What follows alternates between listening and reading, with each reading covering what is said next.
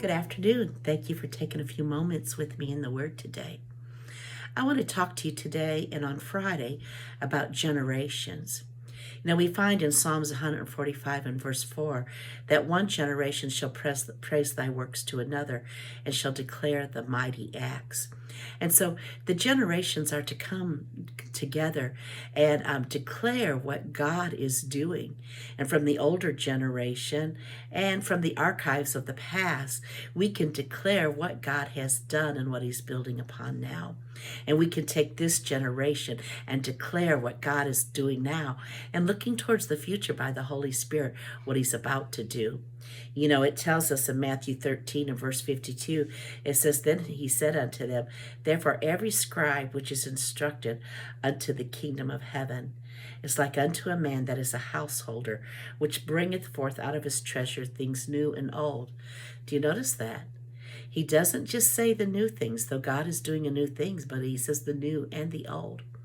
See, if we don't bring out of the treasure of the kingdom what God has done before, we'll forget where we came from. We have an identity crisis in our generation today.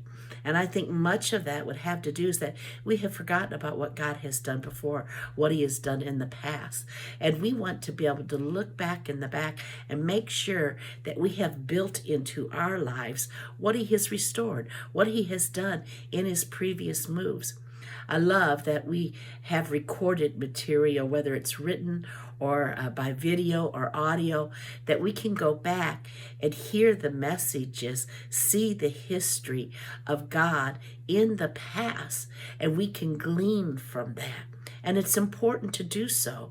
If we do not embrace what he's done in what he was saying, in the miracles he was doing, and yes, even in the music. Music is powerful, and music carried what God was doing in times past. And bring the old out in, we will forget where we've come from and not truly have our identity.